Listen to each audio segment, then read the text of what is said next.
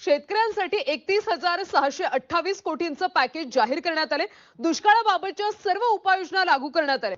त्यामुळे शेतकऱ्यांचं नुकसान झालं आणि म्हणून आम्ही म्हटलं ही पद्धत नको, जुनी पद्धत बरोबर आहे, कारण पीक कापणी प्रयोगामुळे 100% पैसे मिळतात आणि म्हणून आम्ही त्या पद्धतीकडे परत गेलेलो आहोत आणि त्या पद्धतीने विमा आम्ही। नमस्कार, अत्यंत महत्त्वाची व एक लसदायक बातमी आपल्या समोर आली आहे। अखेर पीक विमा सर्व शेतकऱ्यांच्या बँक खात्यात जमा व्हायला सुरुवात झालेली आहे। रक्कम म्हणजेच हेक्टरी 19,000 रुपये असून ती आज तुमच्या खात्यात जमा होणार आहे। महाराष्ट्र पीक विमा वितरण मोठी घोषणा। शेतकरी बांधवांना तुमच्यासाठी अत्यंत आनंदाची बातमी आहे। मुख्यमंत्री साहेबांनी नुकतीच घोषणा केली आहे की पीक विम्याचे पैसे आता थेट शेतकऱ्यांच्या खात्यात जमा होण्यास सुरुवात झालेली आहे। आज जवळपास 8,500 कोटी रुपये रिलीज झाले असून त्यातील 6,000 कोटी रुपये प्रत्यक्ष खात्यात पोहोचले आहे। उर्वरित पैसे पुढील 2 दिवसात सर्वांना मिळतील। व तसेच एकच विनंती करू इच्छितो, व्हिडिओ शेवटपर्यंत व लक्षपूर्वक बघायचे आहे। कोणत्या शेतकऱ्याला किती पैसे मिळणार व ते कधी मिळणार याची संपूर्ण माहिती आपण या व्हिडिओच्या माध्यमातून पाहणार आहोत। आणि जर तुम्ही माझ्या चॅनलला नवीन आले असाल तर सबस्क्राईब करायला विसरू नका। 2022 ते 2024 पर्यंत प्रबंधित पीक विमा अखेर सरकारने वितरित करण्यास आजपासून सुरुवात केली आहे। गेल्या 4 वर्षापासून शेतकऱ्यांना या हक्काचा पैसा वाटप होत होता। आज सरकारने प्रबलित विमा देण्याचा ऐतिहासिक निर्णय घेतला असून प्रत्येक शेतकऱ्याला हेक्टरी 27,000 रुपये जमा होण्यास सुरुवात आज दुपार 2 वाजल्यापासून सुरुवात झालेली आहे। जर तुमचे खाते एफडीएससी बँक, स्टेट बँक, युनिक बँक, आयडीआय बँक, जिल्हा सहकारी बँक किंवा स्टेट बँक असेल तर मोबाईलवर, कारण की सर्वात महत्त्वाचे काम हेच आहे की आपल्या मोबाईलवर आपले लक्ष असणे गरजेचे आहे।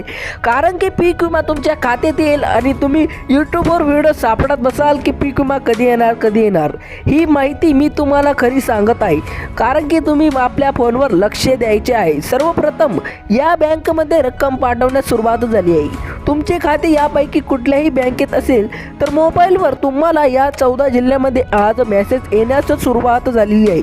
म्हणजे आज स्वतः मुख्यमंत्री देवेंद्र फडणवीस यांनी सांगितले आहे की आपल्या मोबाईलवर या 14 जिल्ह्यांची यादी बी आलेली आहे। सरकारने पहिल्या टप्प्यात 14 जिल्ह्यांची यादी जाहीर केली आहे आणि या यादीमध्ये जिल्ह्यांमध्ये आज जवळपास निधी जमा सुरुवात झालेली आहे। यामध्ये तुमचाही नंबर असू शकतो, म्हणजेच की तुमच्या जिल्ह्यांचा नंबर। यामध्ये पिकानुसार विम्याची रक्कम वेगवेगळी असणार आहे। भात पिकासाठी 45,000 रुपये, बाजरीसाठी 38,000 रुपये किंवा 28,000 रुपये, तुमच्या सोयाबीन पिकासाठी 52,000 रुपये हेक्टरी विमा आज तुमच्या खात्यावर मिळणार आहे। कोणत्या शेतकऱ्याला 30,000 रुपये बी मिळू शकते, 35,000 रुपये मिळू शकते, 37,000 रुपये बी मिळू शकते, कारण की ती एक पीक विमा हेक्टरी ठरवली गेली नाही। ज्या शेतकऱ्यांचे जितके नुकसान त्या शेतकऱ्यांना तितकेच पीक विमा।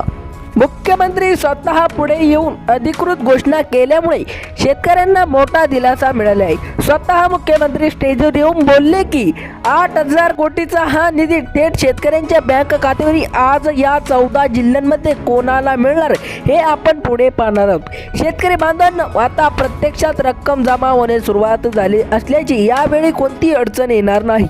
अनेक शेतकरी आर्थिक अडचणीतून जात होते आणि कर्जाचा भार वाढला होता। काही शेतकऱ्यांनी तर अतिच केले, सावकारकडून सुद्धा व्याजाने पैसे घेतले आणि ते व्याज न भरल्यामुळे स्वतः उपमुख्यमंत्री आपले देशाचे एकनाथ शिंदे यांनी ठळक मध्ये आपल्या व्हिडिओमध्ये सांगितले आहे की व्याजदार, कर्जदार यांना कोणीही पैसे आता देऊ नका, कारण की आम्ही पीक विमा टाकणार आहे आज आणि उद्या तुम्ही त्यांचं काय ते पैसे असाल ते देऊन टाका। अनेक शेतकरी अडचणीतून दूर होणार। आता हे पैसे थेट शेतकऱ्यांच्या बँक खात्यावर थोड्या वेळात जमा होणार असल्याचे मुख्यमंत्री देवेंद्र फडणवीस यांनी सांगितले।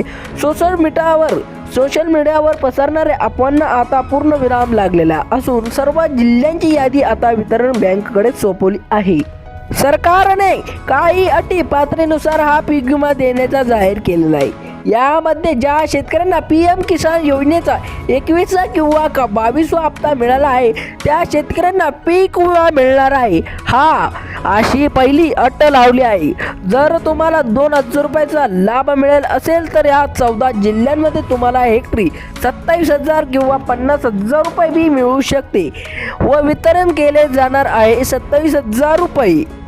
दुसरी महत्वाची अट म्हणजे चुकीच्या मार्गाने किंवा खोटे कागदपत्रातून दाखवून देणाऱ्या शेतकऱ्यांना लाभ मिळणार नाही. बीड आणि सोलापूर सारख्या जिल्ह्यांमधील काही ठिकाणी त्रुटी आढळल्याने सरकारने आता कडक चौकशी केली आहे. खऱ्या शेतकऱ्यांना आणि गरजू शेतकऱ्यांना मदतीसाठी सरकारने 8,000 कोटी रुपयांची ही मोठी तुरंत केलेली आहे. ज्या शेतकऱ्यांचे वार्षिक उत्पादन 5 लाख वर असेल त्यांना या विम्याचा लाभ दिला जाणार नाही.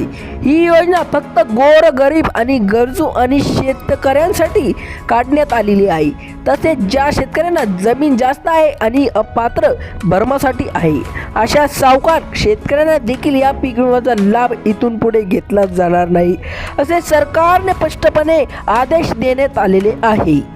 आता आपण या जिल्ह्याकडे वळूया. पहिला जिल्हा सरकारने निवडला आहे तो म्हणजे छत्रपती संभाजीनगर. या जिल्ह्यातील शेतकऱ्यांना गेल्या 3-4 वर्षापासून पीक विमा वाट बघत आहे.